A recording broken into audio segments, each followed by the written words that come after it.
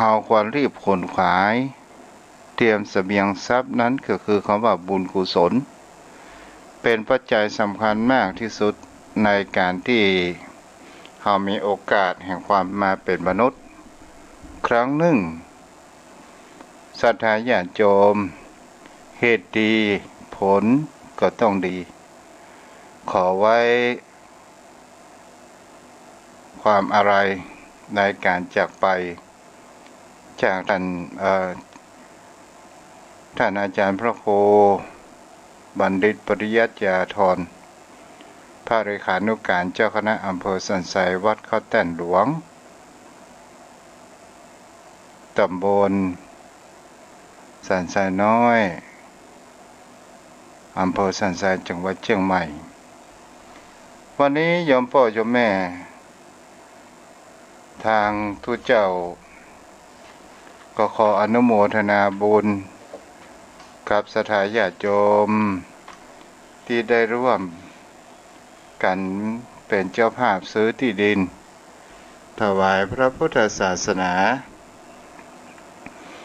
ขออนุโมทนาบุญกับคุณโยมวิจิตราอนุตตรกุลได้เป็นเจ้าภาพที่ดิน 1,000 บาทพร้อมโดยพี่น้องก็คือคุณโยมพรพิมลวีรัตนพงศ์พีระ 1,000 บาทและคุณโยมอดุลวีรัตนพงศ์พีระ 1,000 บาทในการซื้อที่ดินถวายเป็นสมบัติของพระพุทธศาสนาเป็นของวัดของวาเป็นที่ธรณีสงฆ์เมื่อเป็นที่ธรณีสงฆ์แล้วใครบ่สามารถที่จะเอาไปจำนองจำนำอย่างได้ต่อไปและก็จะอยู่กับพระพุทธศาสนานานเท่านานและทางคุณโยมนั้นก็ได้ความกตัญญูกตเวทิตาก็ได้อุทิศส่วนบุญกุศลไปถึงยังพ่อแม่อันมีชื่อว่านายอุชิงนางยุพินแซ่โง่ขอพระบุญกุศลบุญกินบุญตานี้จงกลับกลายเป็นวิมานทิพย์เป็นที่อยู่อาศัยอย่างจิตตะดวงวิญญาณของท่านทั้งสองและมาปตาอนุโมทนาอย่างคณะลูกหลานที่ได้ร่วมเป็นเจ้าภาพในครั้งนี้ซึ่งประกอบไปด้วยคุณวิจิตราคุณโยมวิจิตราอนุตตรกุลคุณโยมพรพิมลคุณโยมอดุลวีรัตนพงศ์พีระ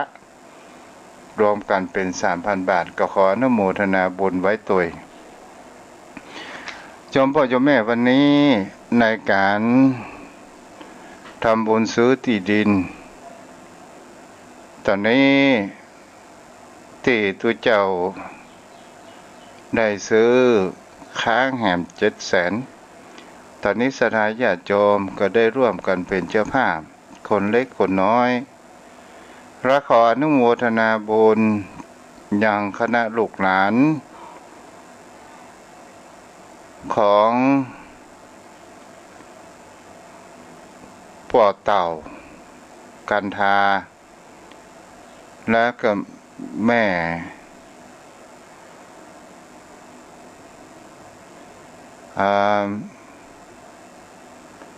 คณะลูกหลานของป่อเต่ากันทามันประกอบไปด้วยตัง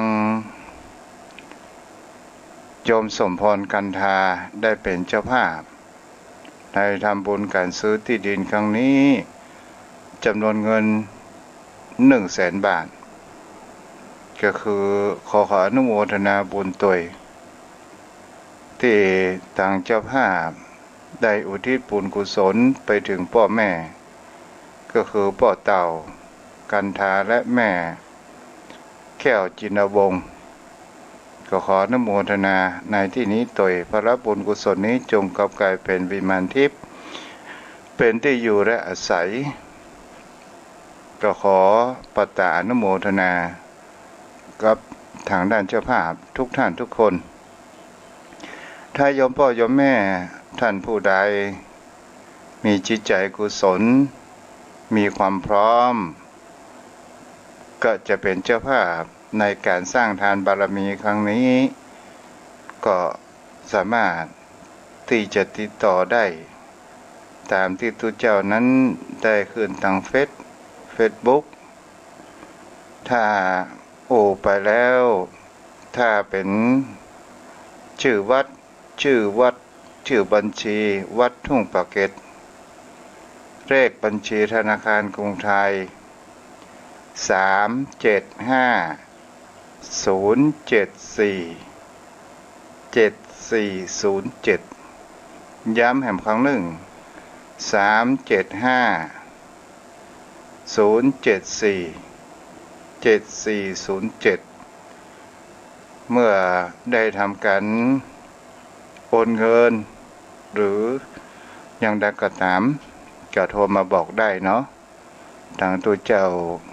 ก็จะได้ประชาสัมพันธ์อนุโมทนาบุญแต่ถ้าต้องการใบอนุโมทนาบัตรก็ได้มามีปัญหาก็โทรมาบอกกันที่เบอร์โทรศัพท์0631639950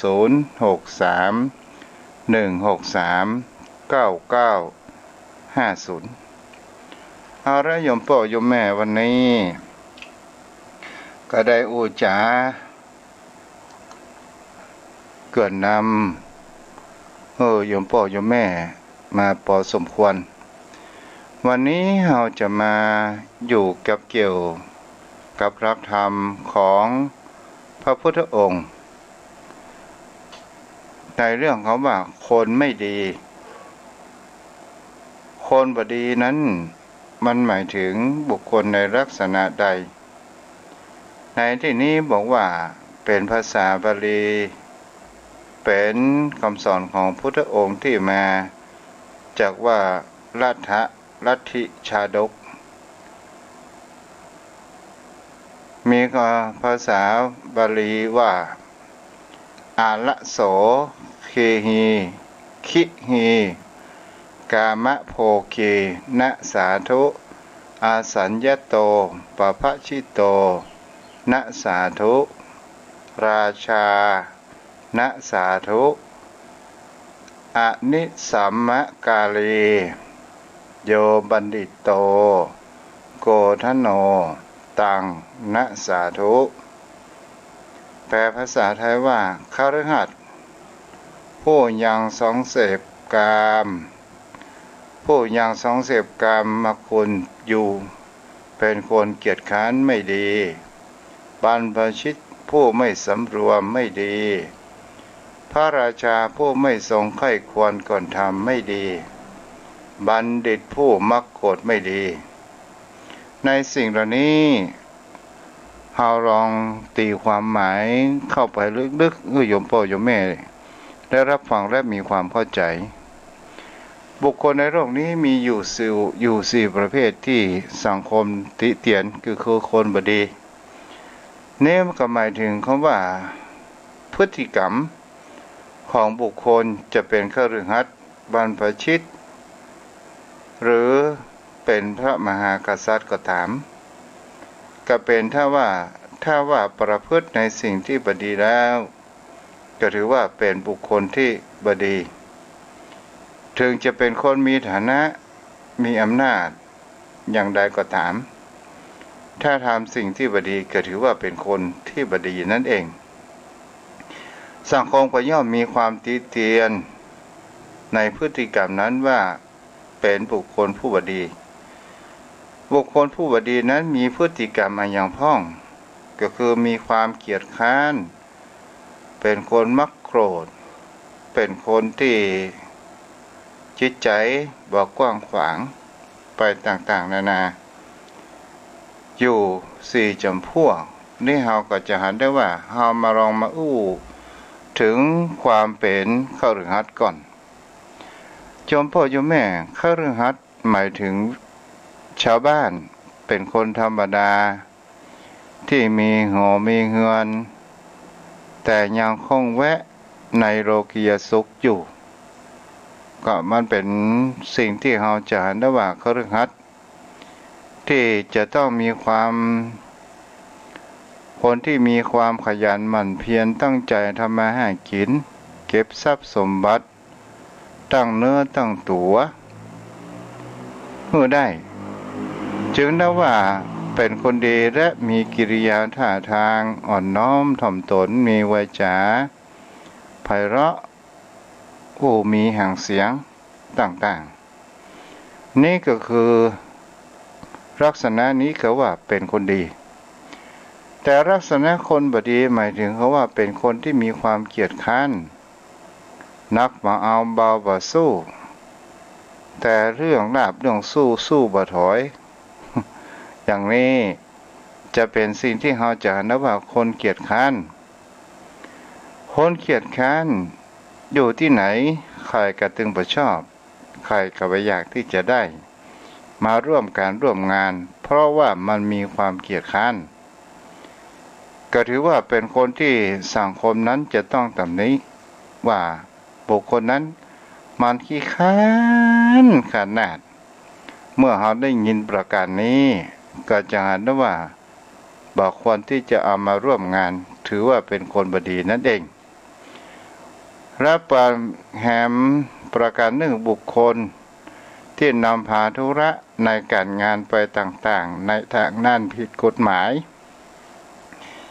ในทางด้านผิดกฎหมายหรือว่าทำหน้าที่ในการคอร์รัปชันการทุจริตโกงบ้านโกงเมืองก็ถือว่าเป็น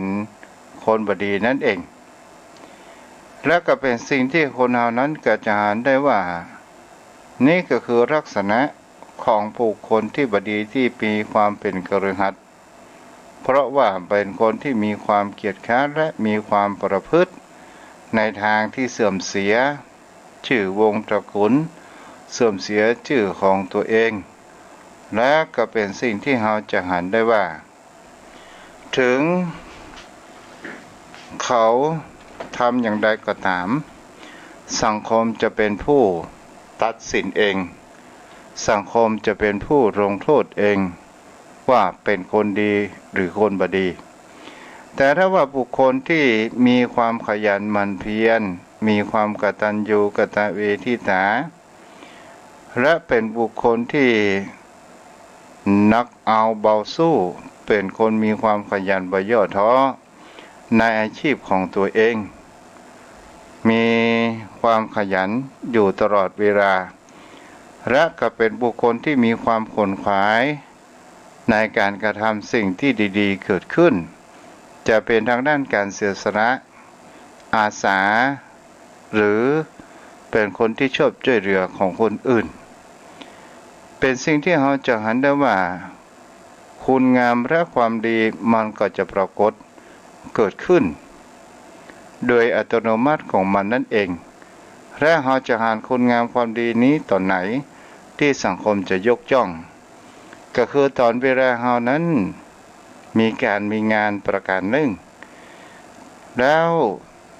เวลาเราตกอับตกจนประการหนึ่งและเวลาเราเจ็บป่วยและก็เป็นสิ่งที่เราก็จะเห็นได้ว่านี้คือบุคคลที่มีความขยันหมั่นเพียรและเป็นบุคคลที่มีขวนขวายในการกระทำความดีเพื่อสังคมต่อมาศรัทธาญาติโยมทั้งหลายมาหัวข้อที่สองก็คือคำว่าบรรพชิตบรรพชิตก็หมายถึงคำว่านักบวชที่ดำรงเพศเป็นผู้ถือศีลทรงศีลถือศีลทรงธรรมและก็เป็นคนที่ในกิริยาแห่งความเป็นบรรพชิตก็คือการสำรวมระหว่างกิริยามารยาทและความประพฤติทางด้านกายวาจาต้องมีความเรียบร้อยและต้องมีความเลื่อมใสเกิดขึ้นจึงนับว่าเป็นบรรพชิตที่ดี เราจะหันกันได้ว่าบรรพชิตผู้ถือออกบวชบางครั้งบางคราวก็ได้นำพาพฤติกรรมแห่งความเป็นฆราวาสเป็นคฤหัสถ์นั้นมาติดในการเป็นบรรพชิตโดยบางครั้งการทำกิริยาท่าทางนั้นบ่ค่อยเหมาะสมแห่งความเป็นบรรพชิตเพราะว่ามันมีความสำรวมและมันมีความที่จะเลื่อมใสอย่างนี้ก็ถือเป็นสิ่งที่เราก็จะหันกันได้ว่าถ้าบุคคลใดที่มันมีความสำรวมและมันมีการสำรวมในกายสำรวมในกำอู้กำจ๋าศีลาจารวัตกับงดงามและขาดความสำรวมจัดว่าเป็นบรรพชิตที่บดีนั่นเองเจ้าพ่อเจ้าแม่เฮาก็จะหันข่าวหลายอย่างหลายประการที่ลงในทีวีที่เป็นข่าวที่ว่าพระสงฆ์องค์เจ้าประพฤติตัวไม่เหมาะสมอย่างเช่นดื่มสุราเมาเฮาก็จะหันกันได้มีรายที่รายต่างตลอดจนถึงบรรพชิตชอบเอาสีกาไว้ในกุฏิอย่างนี้ก็ถือว่ามันงดงามและกระทำความเสื่อมเสียเกิดขึ้นในกับหมู่คณะนี่แหละศรัทธาญาติโยมทั้งหลายถ้าเราจะมองพอสี่จารวัตรก็พอบุคคลผู้ที่มีศีล เพิ่นบอกไว้ว่าเราจะหันพฤติกรรมของบุคคลนั้นเป็นอย่างใดว่าเป็นคนมีศีลมามีศีลก็คืออยู่ร่วมชายคาเดียวกันและเราก็จะหันแห่งความพฤติกรรมของเขานั้นเองนี่โยมพ่อโยมแม่ก็เป็นสิ่งที่เราก็จะหันกันได้ถ้าเราอู้แบบวิถีชาวบ้านอู้แบบพื้นๆของเราจะหันกันได้ว่าพระสงฆ์องค์ข้าเจ้าที่บวชมาที่มีปัญหาทำหมู่คณะเสียหายส่วนมากนั้นจะบวชใหญ่ในที่นี้ก็คือผ่านความเป็นฆราวาสได้ทำอาชีพการงานต่างๆนานาเกิดขึ้น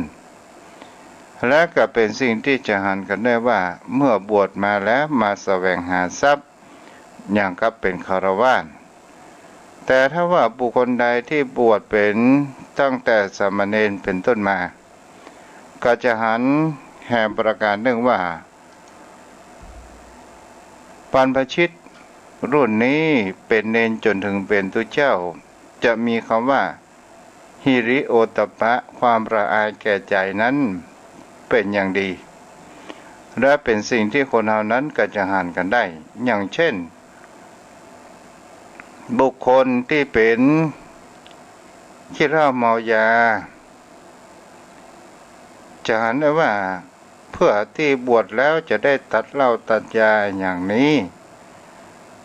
แต่ศรัทธาญาติโยมทั้งหลายถึงในการพูดว่าเปลี่ยนร่างเป็นบรรพชิตแต่จิตใจนั้นบ่เปลี่ยนเมื่อมันมีความเอื้ออำนวยเกิดขึ้นคนเหล่านี้ก็จะมีพฤติกรรมเก่าๆแสดงออกขึ้นมาอย่างนี้เป็นต้นแต่บุคคลที่เปลี่ยนแปลงพฤติกรรมที่เป็นคนดีเป็นบรรพชิตที่ดีนั้นก็มีอยู่มากนี้ก็อยากจะให้เข้าใจกับโยมพ่อโยมแม่สิ่งที่คนเราสำคัญมากที่สุดนั้นก็คือคำว่าหิริและโอตปะความเกรงกลัวต่อบาปความละอายต่อใจนี่เป็นสิ่งที่สำคัญโยมพ่อโยมแม่ต่อมาหัวข้อที่3ก็คือคำว่าพระราชาก็หมายถึงผู้ปกครองแผ่นดินผู้ปกครองคนถ้าเป็นสมัยปัจจุบันก็หมายถึงรวมกับนายกผู้นำหมู่คณะผู้เป็นหัวหน้าคนการที่คนเราเป็นหัวหน้าคนก็ต้องมีความรอบคอบ และมีการพิจารณาไตร่ตรองอย่างท่องแท้ที่เราจะทำอย่างลงไปจะกระทำด้วยการอู้กันจาลงไปเพื่อมาให้มันเกิดแห่งความผิดพลาดในการกระทำในภายหลังศรัทธาญาติโยมทั้งหลายเราก็ลองสังเกตว่าบุคคลที่เป็นระดับของผู้นำประเทศในที่นี้เขียนว่าพระราชาจะหมายถึงบุคคลผู้ปกครองคนนั่นเองแต่ในเมืองไทยเฮานั้นพระราชาเฮายกไว้ที่สูงแต่เฮามาอู้ถึงในการระดับปกครองของบุคคลที่เป็นผู้นำก็จะมีนายกระดับชาตินายกท้องถิ่นหรือจะเป็นผู้หลวงผู้ใหญ่บ้านหรือจะเป็นอะไรอย่างก็ตามที่มีความเป็นหัวหน้าถ้าว่าหัวหน้าเป็นบุคคลที่มีความปกครองเจ้าอารมณ์มันมีความไตร่ตรองย้ำคิดอุจาอย่างลงไปเกิดความผิดพลาดโดยการที่เราจะหาได้ว่าคนใหญ่แล้วมันจะมีคำว่าแล้วมีแต่ความจริงและความศักดิ์สิทธิ์เกิดขึ้นแต่ถ้าว่าผู้ใหญ่ที่ไหนบ่มีหั่นก็หมายถึงเขาว่าบุคคลคนนั้นก็นับว่าเป็นบุคคลที่บอกควรจะเอามาเป็นผู้นำเพราะว่ามันจะเกิดความเสียหายและมันมีความอดทนต่อกิเลสต่อความโกรธเมื่อมีความโกรธอย่างใดแล้วก็จะทำให้แสดงแห่งความก้าวร้าวออกมาก็ถือว่าเป็นคนที่ปรับฟังความคิดอื่นหรือว่าที่บ้านเราฮ้องกันว่าเอาปิโตตุกะว่า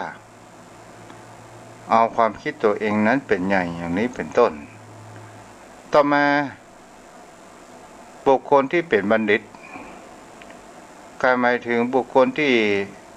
ได้รับการยกย่องแห่งสังคมว่าเป็นคนมีความรู้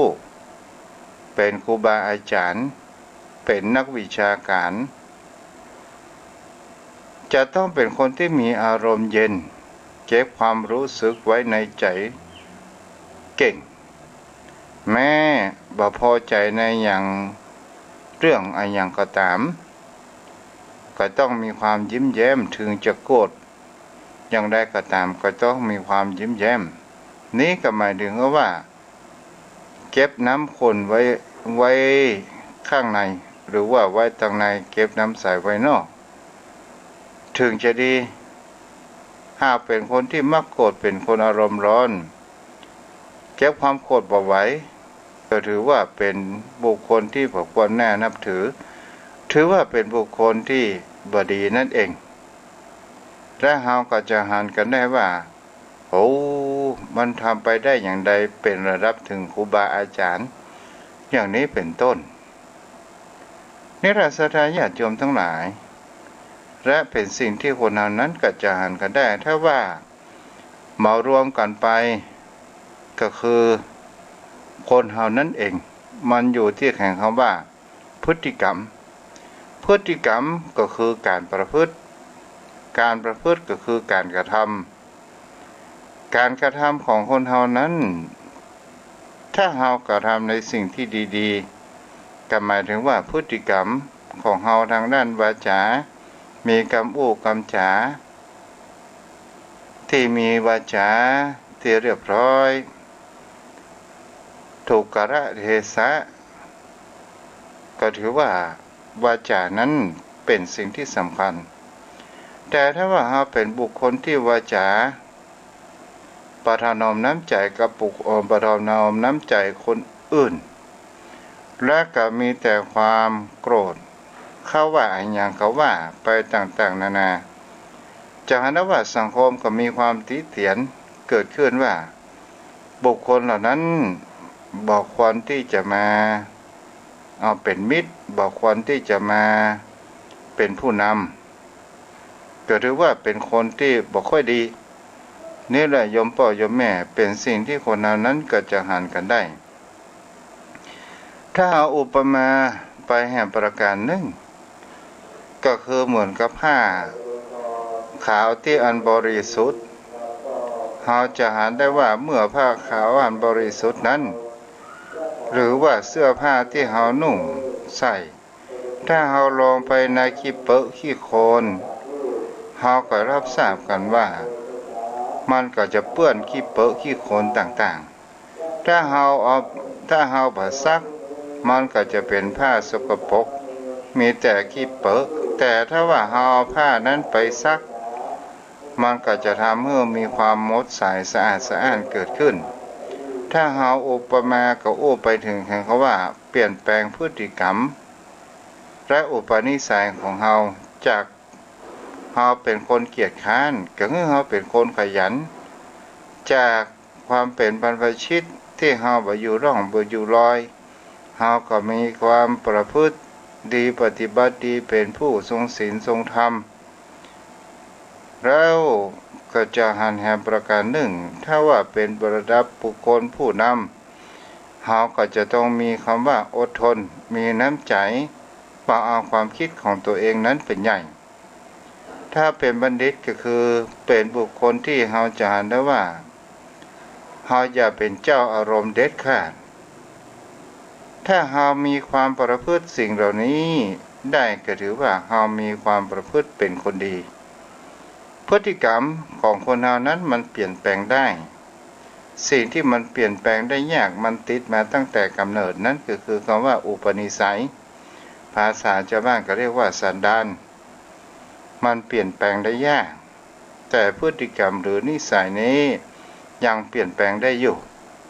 นี่แหละโยมพ่อโยมแม่เฮาอยากจะเป็นอย่างใดเฮาก็ควรทำอย่างนั้นถ้าเฮาทำสิ่งดีๆสิ่งดีๆนั้นมันก็มาย้อนสะท้อนกลับมาหาเฮาในวันใดวันหนึ่งเอาละโยมพ่อโยมแม่วันนี้จะได้อุจาฝากสิ่งดีๆให้โยมพ่อโยมแม่นั้นได้เอาไปเก็บไปคิดพิจารณากันเนาะวันนี้โยมพ่อโยมแม่วันพรุ่งนี้ก็เป็นวันที่1 เดือนพฤษภาคมช่วงนี้เราจะหันได้ว่าอากาศเปลี่ยนแปลงมันจะเข้าสู่หน้าฝนโยมพ่อโยมแม่ก็ระมัดระวังสุขภาพและร่างกายของคนเราตลอดจนถึงปัจจุบันโรคโควิดผลเขาว่าโรคโควิดบางคนเขาว่าเงินวิทย์บางคนเขาว่าควายควิด มีต่างๆโยมพ่อโยมแม่เราก็ระมัดระวังเรื่องร่างกายสุขภาพของเราตัวเด้อไปที่ไหนใส่เม็ดใส่หน้ากากอนามัยอยู่เสมอบ่เจ้าว่ากลัวเกินเหตุใส่หน้ากากในบ้านก็ใส่หน้ากากอนามัยนอนรับก็ใส่หน้ากากอนามัยถ้านอนรับใส่หน้ากากอนามัยระวังลวดเด้อโยมพ่อโยมแม่เนาะเพราะว่ามันมีออกซิเจนเพียงพอเอาละโยมพ่อโยมแม่ที่อยู่ทางบ้านวันนี้ให้จะโทรมาได้เนาะ0631639950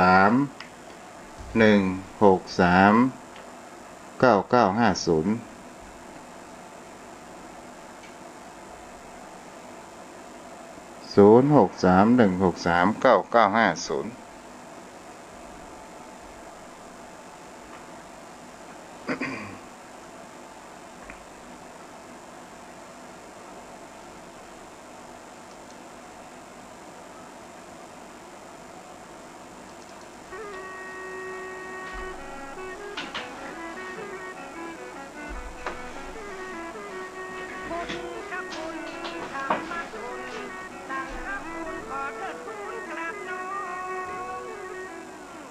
โทรเข้ามาได้เด้อ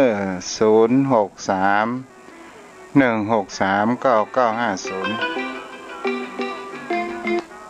เจริญพรเจ้ากราบนมัสการท่านเจ้าเจ้าแม่เจ้าฟังอยู่เจ้าวันนี้ฟังแล้วได้ข้อคิดก่อแม่โอ้ได้ข้อคิดแม่เลยเจ้าทุกเจ้าอู้เรื่องอะไรอย่างแม่วันนี้แต่หลังเปิดฟังบาเดียวนี้เลยต้นว่า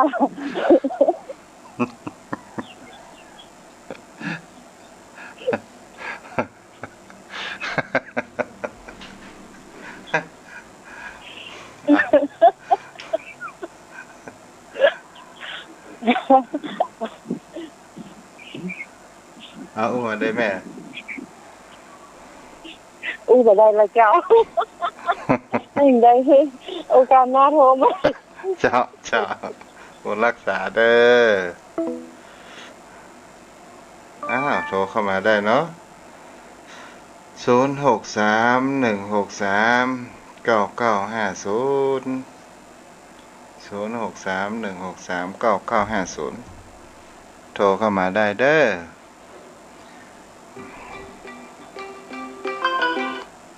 เจริญพ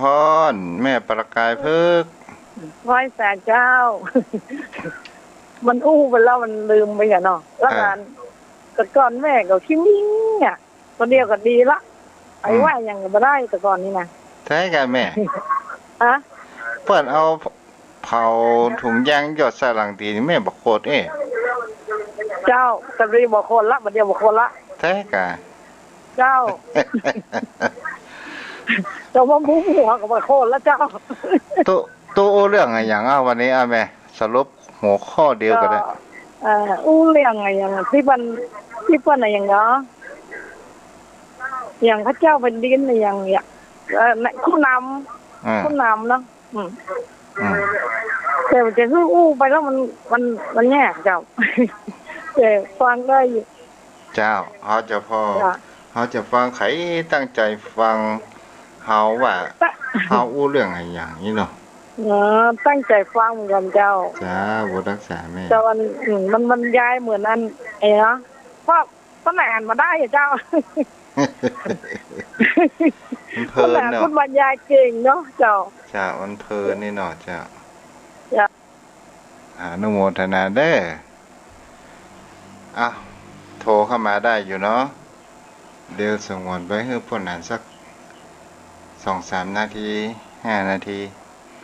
0631639950 0631639950พ่อนันสยันโทรเข้ามาได้เนาะเวลามันจะผ่านไปบางคนก็กลัวเขาถาม เป็นยังก็ถามอู้เล่นจ๋าม่วนกันไปพ่อนันสยันรับฟังอยู่ก่อถ้ารับฟังก็โทรมาสนทนาธรรมกันเนาะบางสิ่งบางอย่างทุกเจ้าก็มาโหพ่อนันครับขอแต่ใจไว้สาบารมีธรรมท่านเจ้าครับวันนี้ฝนตกอากาศเย็นพึงกับฟังธรรมท่านพระคุณเจ้าดีครับทุกเจ้าอู้เรื่องอย่างพ่อนันวันนี้วันนี้บัลลังก์ได้เผาเครื่องเนี่ยก็หาว่าอันอุปนิสัยใจฟอคนนะท่านพระคุณเจ้าที่ท่านเจ้าอธิบายไปนะบางทีนั่นนะมันก็แก้ยากก็นะอุปนิสัยนะสุมาเถอะที่เพิ่นว่าสันดานนะมันมาแต่กำเนิดของมันละมันจะบ่เหมาะสมที่เป็นผู้นำนะท่านพระคุณเจ้าอย่างท่านเจ้าว่าผู้นำที่จะนำหมู่นำคณะไปสู่หนทางแห่งความเจริญนะครับถ้ามันบ่มีศีลบ่มีธรรมมีความเที่ยงตรงอยู่กับตนกับตัวมีอคติอยู่แล้วครับมันจึงเป็นไปได้ยากท่านพระคุณเจ้าเจ้าแม่ถ้าหันแต่สินจ้างรางวัลมีสินจ้างละสักกะละโอ้ซ้ำไปใหญ่อะครับเอาผิดเป็นถูกเอาถูกเป็นผิดก็มีท่านเจ้าเอ๋ยแม่นถ้ ถ้าไก่จากคุณธรรมใจจากศีลจากธรรมแล้วนะครับบางทีมันเป็นผู้นำไปกับหมู่กับพวกก็มีนะท่านเจ้าเขาก็ยกตัวอย่างเนี่ยว่าอ๋อคนดีแต่เพิ่นหมู่เพิ่นมีน้อยอ่ะยกมือใส่กันหมู่มีพรรคมีพวกจะเลือกผู้นำอันนี้ผมไม่ได้ว่าคณะนั้นคณะนี้ผมอู้กลางๆนะท่านเจ้าเนอะเจ้าผมไม่ได้ว่าคนใดคนหนึ่งนะว่าสมมติว่าเพื่อเลือกหมู่เลือกคณะมาเป็นผู้นำของหมู่บ้านถ้าหมู่คนดีมันมีน้อยครับมันก็ย่อมแพ้หมู่ที่คนบดีมันก็เอาหมู่เอาคณะมันไว้ก่อนนะครับมันได้หมู่ได้คณะมันแล้วมันก็ต้องเอื้อประโยชน์ให้กับหมู่มันนะครับเพราะเขายกยอเขาอู้ง่ายๆเนาะครับในยุคปัจจุบันเนี่ยใครมีสตางค์ถือว่าเป็นคนดีเนาะอันเนี้ยท่านเจ้ามันมองผิดมองข้ามนะเนี่ยครับแล้วคนก็เลยลุ่มหลงไปหากสตางค์มันได้มาในวิธีใดก็บอกว่าจะมาในทางชั่วทางทุจริตมิจฉาชีพมันก็ต้องทำก้ายาก้าปิ่นคนเฮาไปนับถือว่าอู้เปิ้นมีเงินมีทองไปยกย่องเปิ้นอย่างอันนะครับแต่ช่วยหาคำเด้อช่วยหาคำเนาะช่วยหาช่วยแกหาคำเถอะครับอย่างอ่ะกระดาษนะมันฮือตะอี้นะท่านเจ้า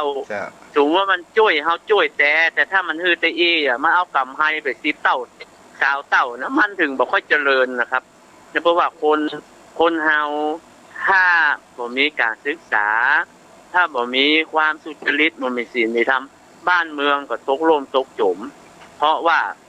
มันมีคนทุจริตก็มันก็ถือว่ามันซื้อแล้วมันจ้างเราแล้วมันก็ต้องเอากำไรไว้ก่อนมันก็ต้องเป็นธุรกิจกับท่านพระคุณเจ้าไม่ไปฮื้อบดายมัน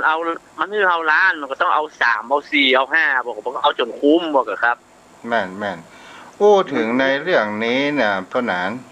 โอ้ถึงในเรื่องพฤติกรรมของบุคคลผู้นำเนี่ยถ้าว่าเฮาจะสังเกตหันได้ว่าเขามีเงินมีทองแล้วสามารถที่จะเข้าไปนั่ง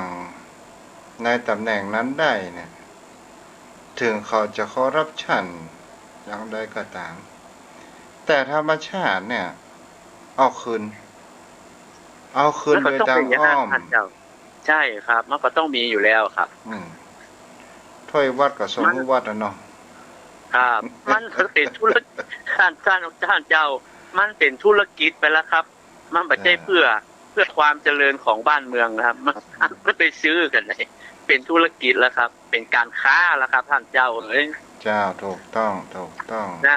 นะถึงความเจริญมันถึงมีน้อยถ้าบ้านเมืองไหนมีการศึกษามีศีลมีธรรม